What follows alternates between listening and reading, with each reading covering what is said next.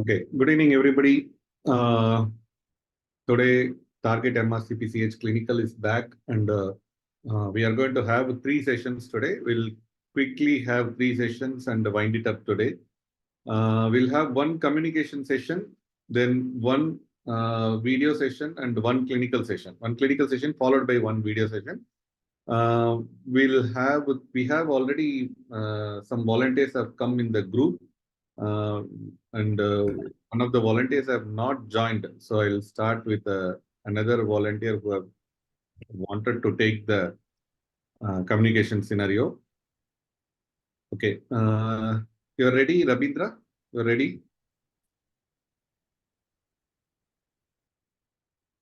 You can unmute.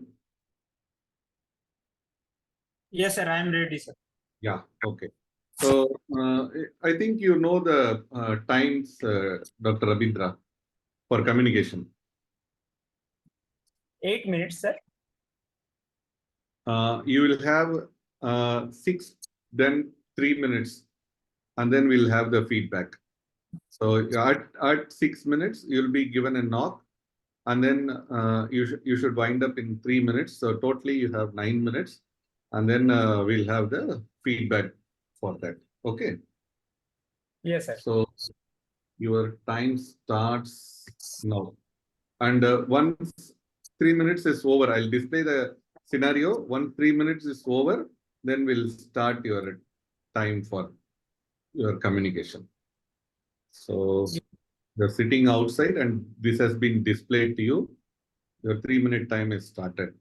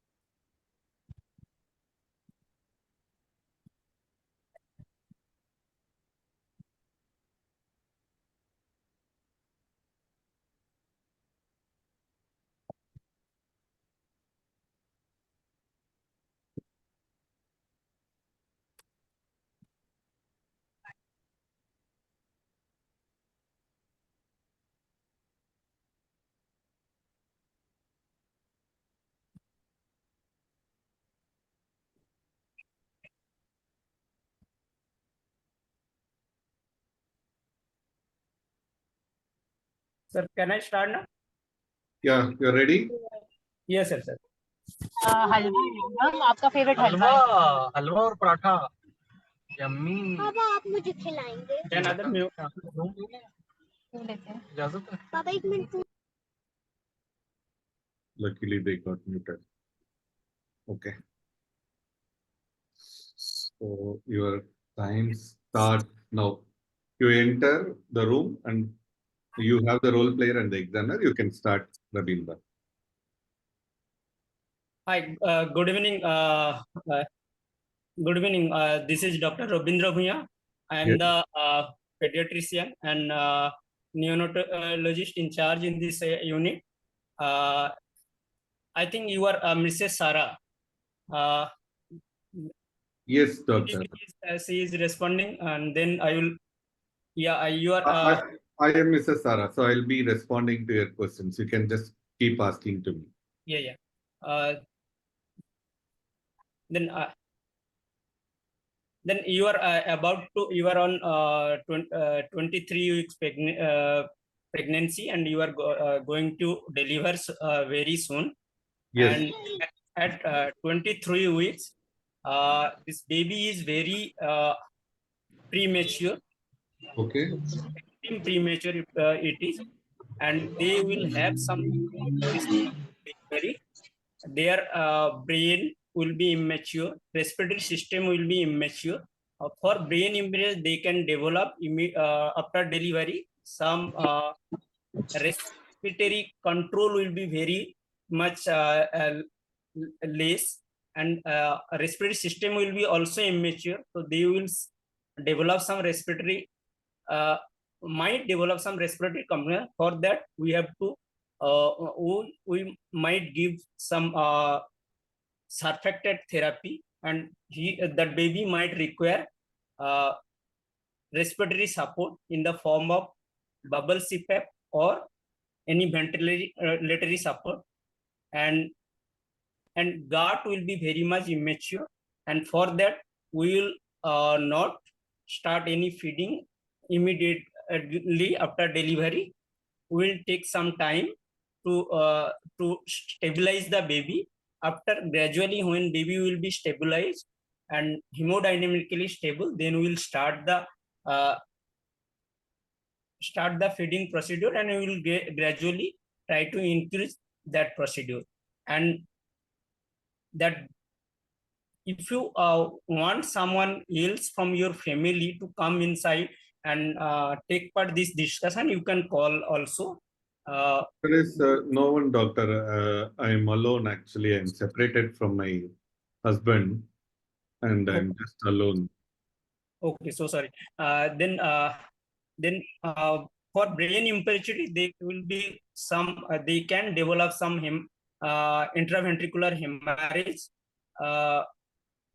and then for any cardiac immaturity, they can develop some patent ductus arteriosus that we can also medically manage it in early stage. If it is not managed by medically, then we can go ahead for the surgical later on.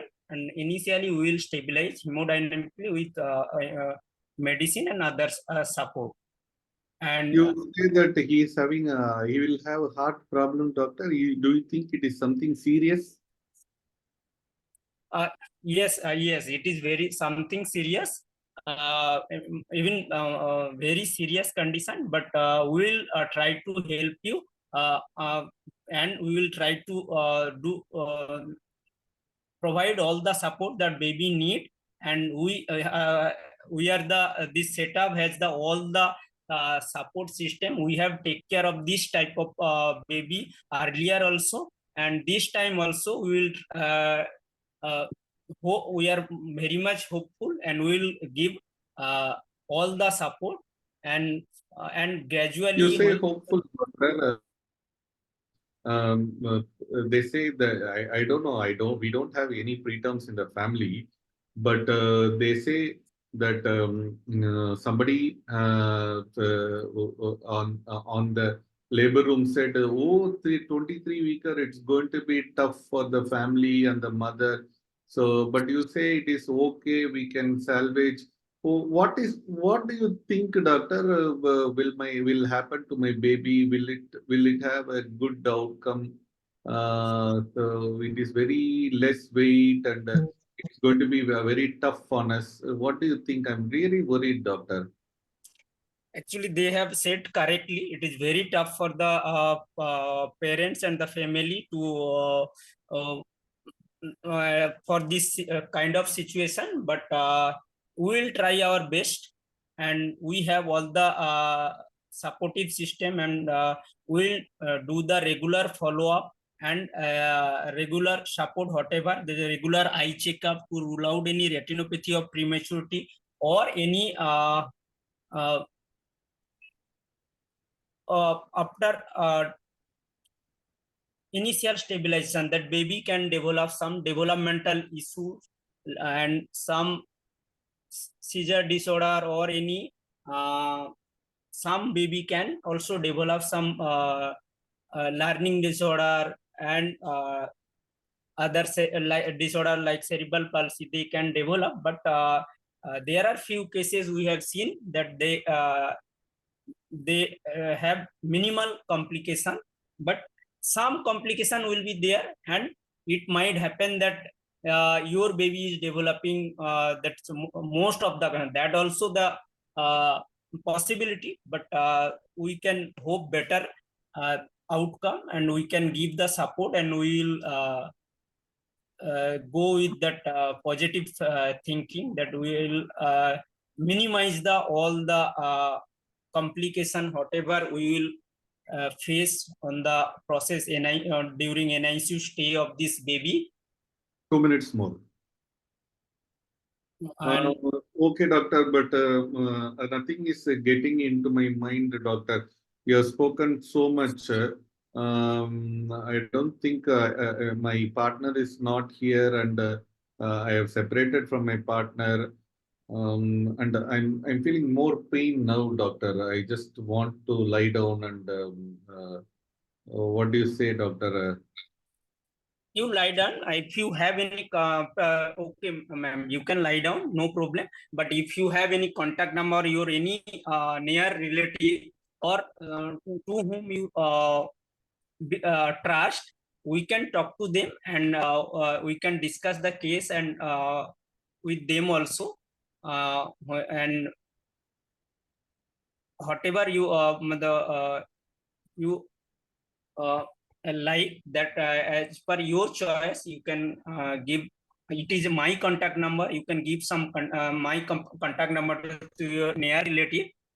They can contact me anytime, any requirement, or any they have any further query related to your baby status and progress and your status. There are good gynecologists here. They will take care of you, and your postpartum period will be also, will try to smooth outcome, and that obstetrician, whoever is here, they are the one of the most best obstetrician. They will take care of you, and your outcome will be better, I think. And we hope both baby and mother both will be fine, and hope for the best.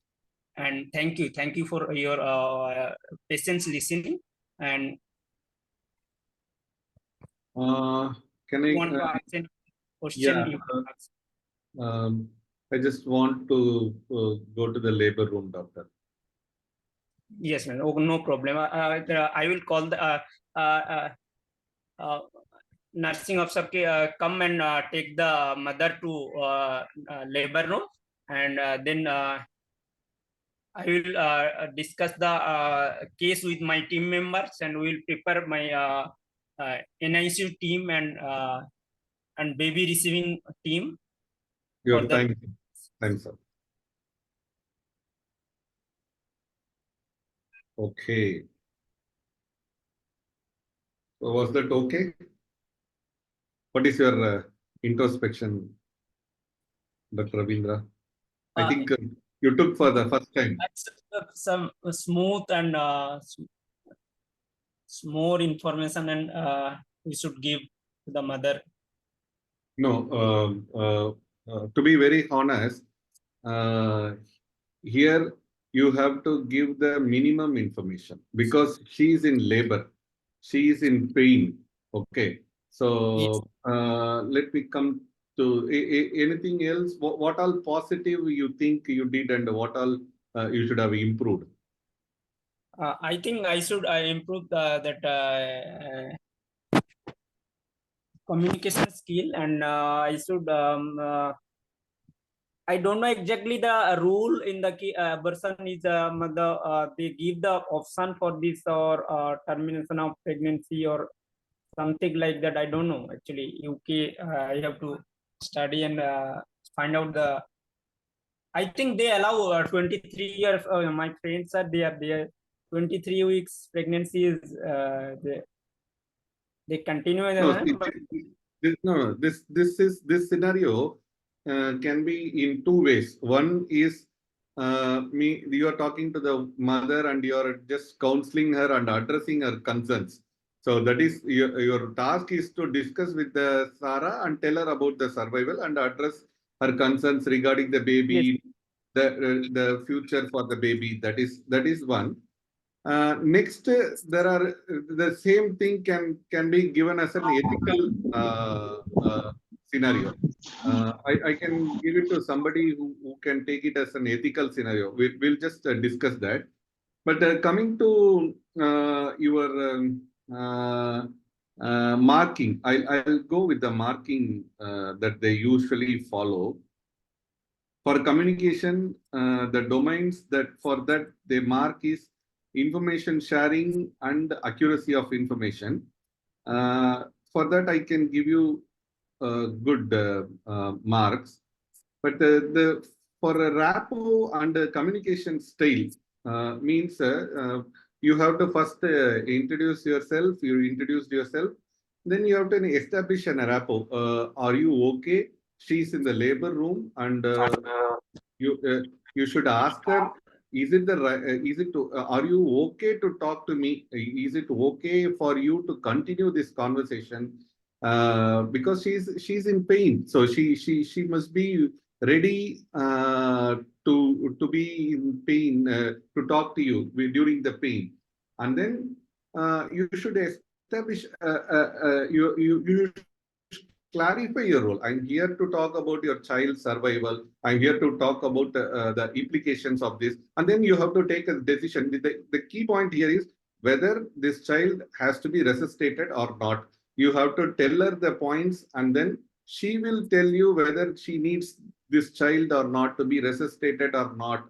So that point have not come into the discussion at all.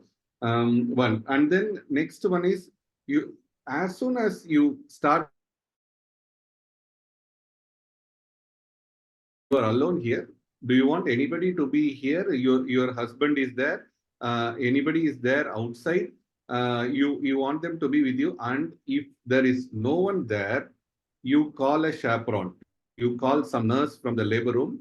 Wait, since you are in labor, I will, without a midwife, you cannot talk to a person, a pregnant woman in the labor room. So it is not advisable. You tell them that this is a very important conversation. I'm going to put my mobile or I'm going to put my pager away, and then I'm going to talk to you for a very difficult conversation. So you should have somebody to lean on. So what will happen if she's in labor? What will happen if she faints or something like that? It will become a big mess. So these people are trained to do all that. So I wish you have such somebody is raising the hand. You can put it on the chat box. Please, I am available for the station I have joined. Which station? B. Can you type? I'll just see that. So you should be ready. You should tell her that without attender you should not started this conversation, and then verbal listening and communication skills. So here they will grossly undermark Rabindra.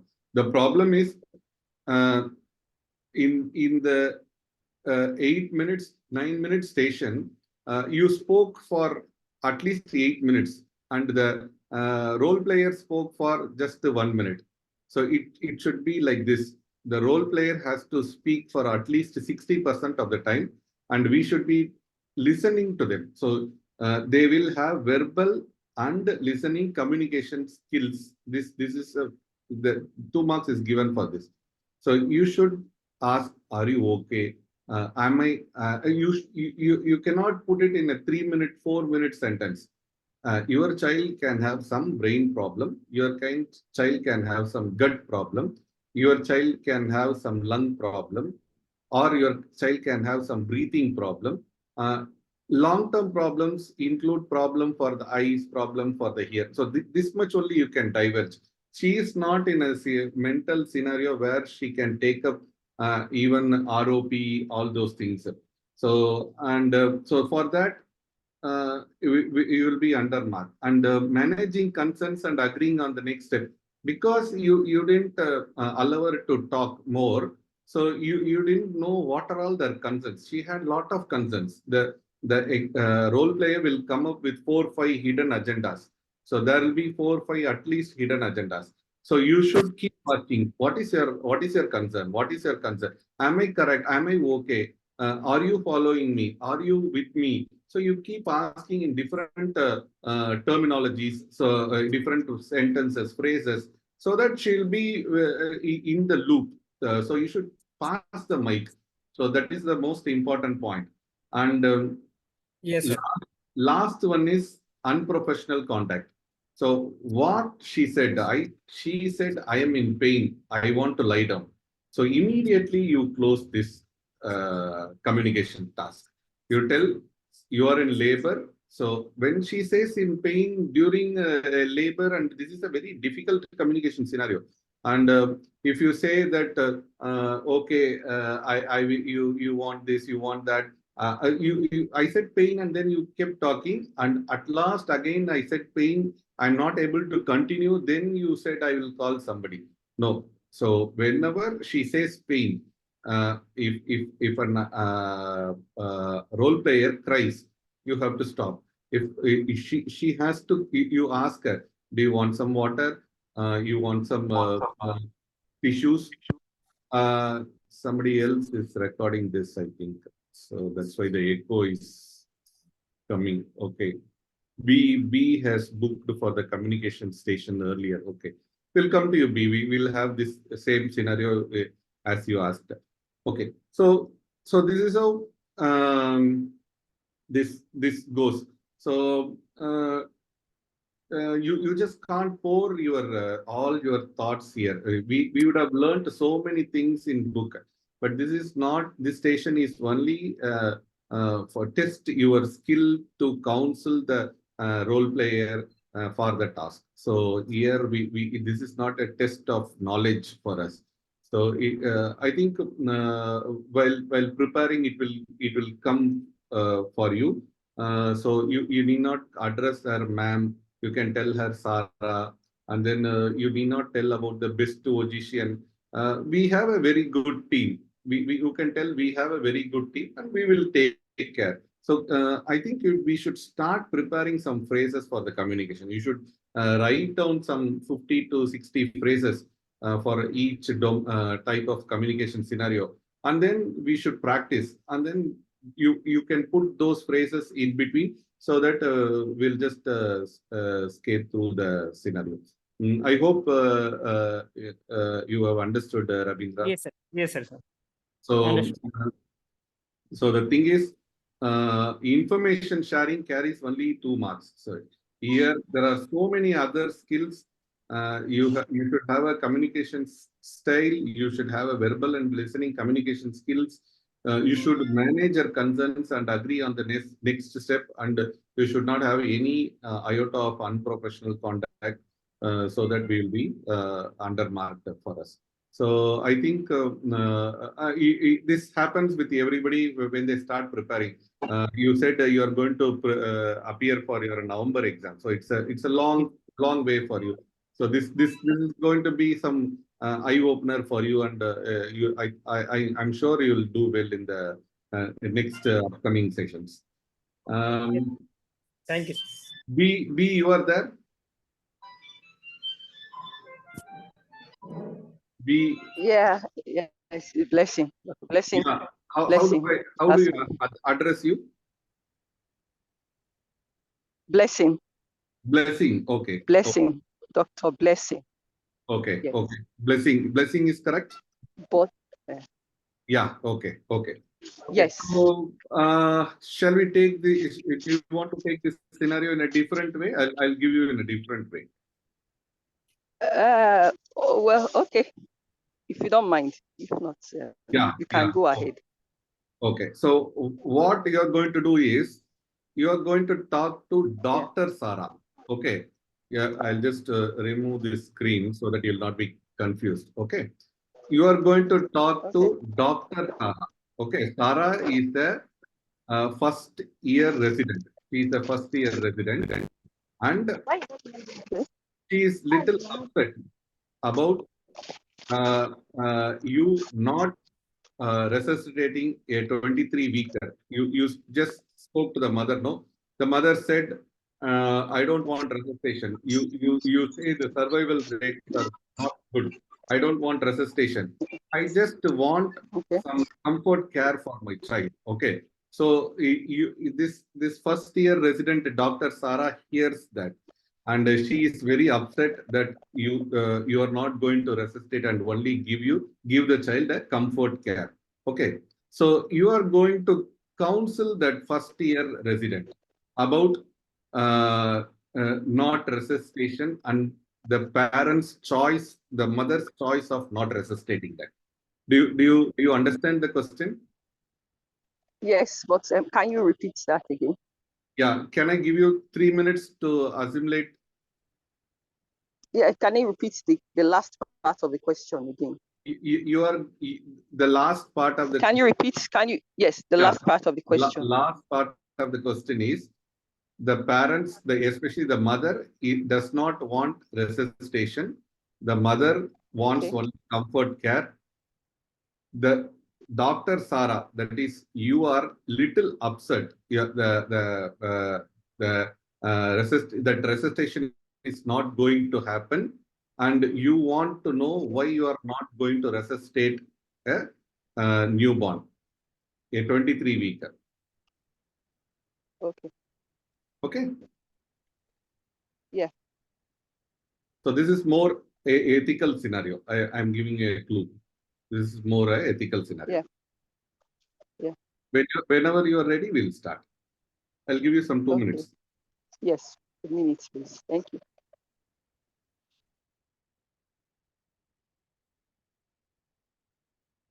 So you are going to talk to Dr. Sarah, first-year resident.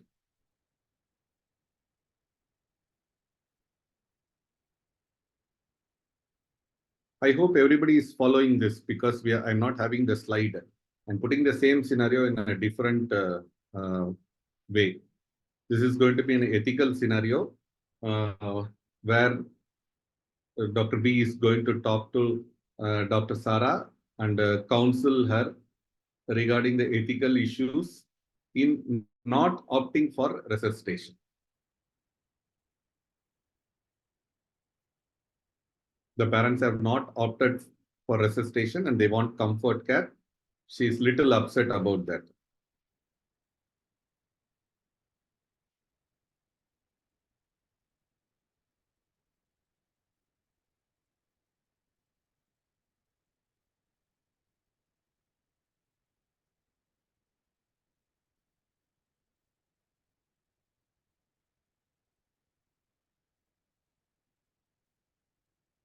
We'll have the recordings in YouTube. I don't think anybody else need to record this. We'll give you the YouTube link.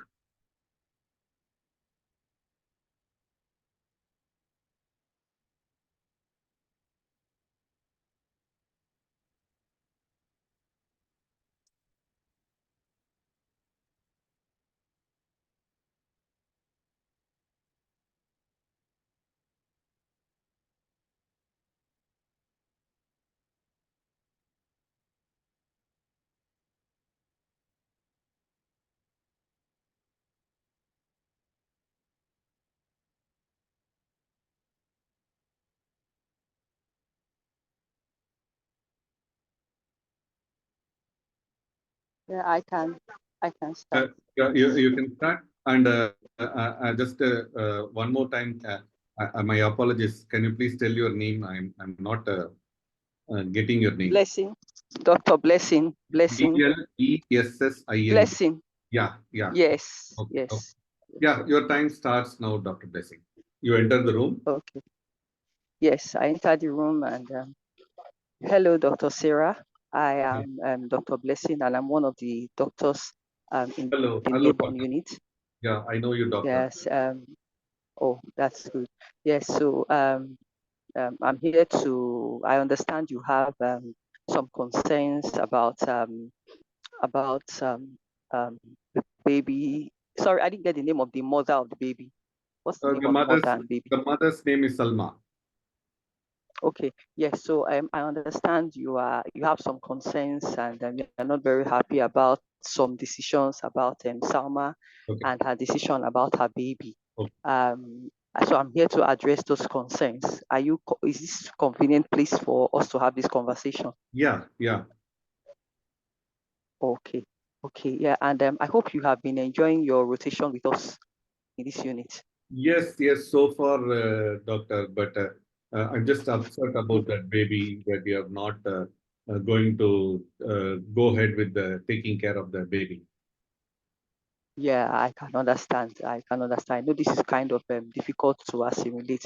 But before I go I just want to reassure you that we are here to help you and support you throughout your stay and your rotation with us. Now, regarding Salma and her decision to keep the baby, Salma, the baby is just 23 weeks old in terms of gestational age. Um, in terms of gestational age, and so that poses the baby is at risk of having a lot of problems that are connected or complicated by prematurity. Are you with me? Yeah, I understand Yeah, that. and Wh- yes, and in What fact, what do you think is the complication that is expected? We have modern medicine, no? We can take care of yes, the complication now. yes, I agree with you, and that's a very valid concern. However, in fact, recent statistics state that babies born at 23 weeks or even below, about 60% of them don't make it. In fact, amongst those that make it, just about 20% of those that make it end up having some form of neuro disabilities. And so this poses a lot of challenges for us in our management of these babies. Are you following me? Yes, I'm following you. But is it only for the 23 weeker, or do you think all the preterms has some such problems, such Yeah, complications okay. and disability? Hmm. Yes, that's a very good question. So most preterms have these complications, but the percentage of the risk varies from preterm to preterm and differs based on their gestational age. And all of this has been explained to Salma, who has opted that we should just give her baby comfort care. We shouldn't attempt resuscitating the baby. And this brings to for the term we call autonomy. Have you heard about autonomy before, Dr. Sarah? Yeah, I just heard something about that, but I'm not very sure in this pretext. Can you please explain Hmm. that? Yes, so autonomy is a term in ethics that has to do in medical ethics that has to do with if an individual giving consent or being the sole person, the sole individual to give consent for care of another individual. Now, because this baby is a baby and a preterm for that matter, Salma, who is the biological mother, is the sole person who is able to give consent for us to give care to this baby or not. Are you with me? But do you think is that correct?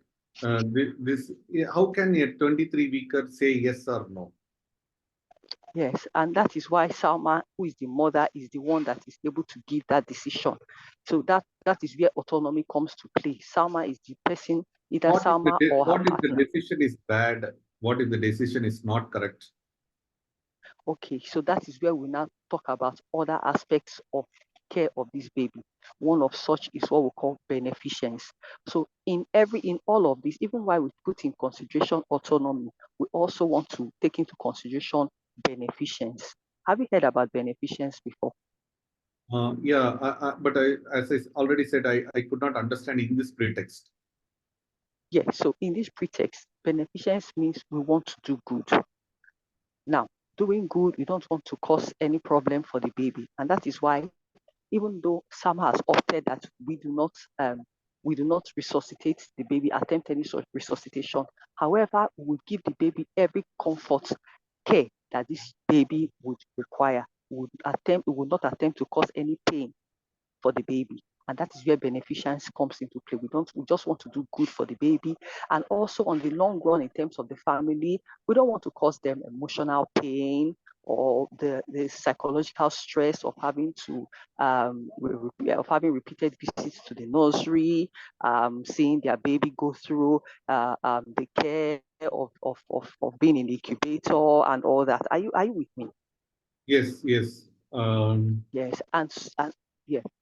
And so that is what and so that brings to call another term we call non-maleficence. Non-maleficence in this context means we do no harm.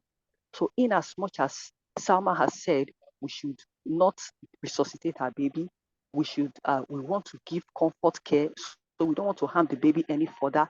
On the other hand, we're also looking at the family that is involved. We don't want to cause them emotional pain the psychological stress of repeated hospital visits, Salma coming every day to see her baby. Yes, so in all of that, we don't want to cause any further harm to both the family and to the baby. And all of that also, in all of that, we want to ensure justice. Justice in this case means, Dr. Salma, are you following me? Yeah, I'm following you. Yeah. So justice in this case. You said some justice.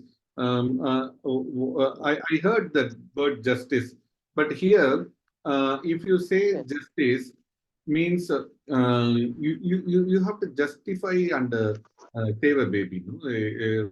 Yes. That's why we have the NICU. That's why we have this unit. That's why we have so many beds in the. Excellent. Exactly. Yes, and you are right on that. However, justice in this case means every party, we need to ensure that every party is pleased, every party in the care of this baby. Now, justice means the parents will be pleased with our care, we do no harm to the baby, no further harm to the baby, ensure comfort care. And also we are looking at staff strength, number of cots available, number of incubators available, and all the equipment that will be used in managing her baby.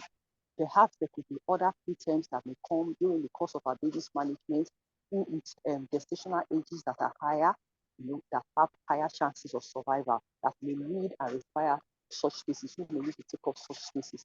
So at the end of the day, we want every party that is involved to be satisfied. That is what justice entails. Are you following me, Dr. Sarah? Yeah, I'm following. Can you put the mic nearby your mouth here and continue? Okay. Are you following me, Dr. Sarah? Yeah, continue. Yeah. Yes. And so with all of this, we are based on all of this, we are putting all this into consideration. We have decided to obey and follow through with what Salma, the mom, has requested for us to say. However, if you have any other questions, I would gladly arrange another meeting to answer them. But for the meantime, I would like to signpost you to some websites on medical ethics, especially with regard to preterm care, and give you some leaflets, if that is okay by you. Yeah, that is okay. Okay. Do you have any other questions? No, I don't have any other questions. All right. So thank you for your time. Just to summarize, we have discussed the ethics that is involved in with regards Salma's decision and the fact. Okay. Thank you. Okay. Good. Dr. Blessing, tell me your plus and tell me what all you could have improved. You introspect yourself. You did very well, though. Very good. Somebody has mentioned very well. I'm not sure. Some small things. You just tell from your side. Anybody else want something to be improved? You can put in your chat box. We'll see. Very nice from Ikra. Okay. Let me tell you what all things you did very well. First and foremost thing is you sorted out the confusion of the name. That is most important. I think you should be very clear with the name from outside. So that is most important because most of the time they don't spell out the name properly, and they just exchange the mother's name and the role player's name, and that gives an undermarking to the person who is taking the exam. And you had addressed all the valid concerns, everything, and then you spoke about ABBJ. So that means autonomy, best interest of the child, then beneficence, then justice. So all these 4 points you just brushed through. But one thing is, I just wanted to tell you that you had a very some of the sentences were little longer. So you can be little crisper with those sentences. That is fine. And you had some statistics from the studies, and you can tell what study that with which you had the statistics statistics now. Can anybody tell what study with this we are going to have the statistics? Epicure. Yes, but this Epicure study is little older study. So now there are Epicure 1, Epicure 2, but it is better if you say NHS or British Perinatal Medicine Association's article. I'll just share the PDF with you. So, or even if you can say that the National Health Service, it is fine.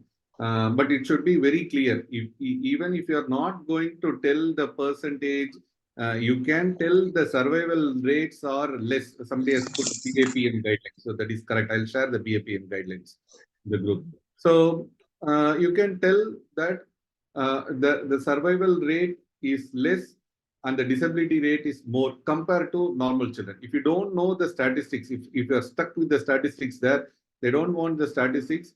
You can tell there are some statistics. I'll fetch you the statistics and give you the perfect leaflet after some time, after this conversation is over.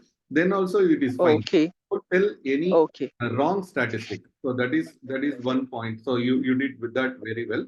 But you could have asked for any other colleague of yours. There may be so many residents. If anybody else feels so, they can also join this task.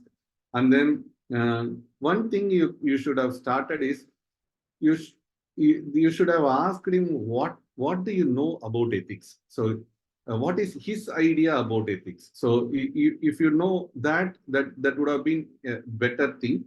And at the end, I don't think for a colleague or for somebody who is or a student, for these people will not give leaflets. Instead, what you can do is you need not summarize. You can tell, please tell me what all we discussed today. So that will be a good option if you are going to talk to a junior. If it is a colleague, then we don't ask them to summarize. But if you're going to talk to somebody who is a junior, you can tell him, see, Dr. Sarah, I spoke a lot of things. Could you please summarize or could you please put it down in the notes that what all we discussed? Can you please tell me that? And I think this is a new chapter or a new subject for you. Why can't you join with your colleagues and do a seminar next week? Our consultant will be very happy if you do that, and you can impress him. So you ask them to do that task. So that's a junior colleague. You can ask them to do the task. You can ask them to do a summarization. You can ask them to do a seminar. Just do a seminar, and you'll learn more from that. You can do a seminar on ethics, or you can do something on ethics. So you can do that. You can tell your junior colleague in that way. Okay. So I think leaflet is not necessary here. So you had some long sentences in between, so try to avoid that. But on the whole, I think your communication skill and you are kept on asking. And one thing I can suggest you is don't keep asking, are you there? Are you there? Is it okay? Is it okay? So I think you can avoid that. Okay. Same questions. I hope you are with me now. I think you are following me now. And like that, you can put some phrases like that. Okay. So with this. Yes. Okay. Thank you.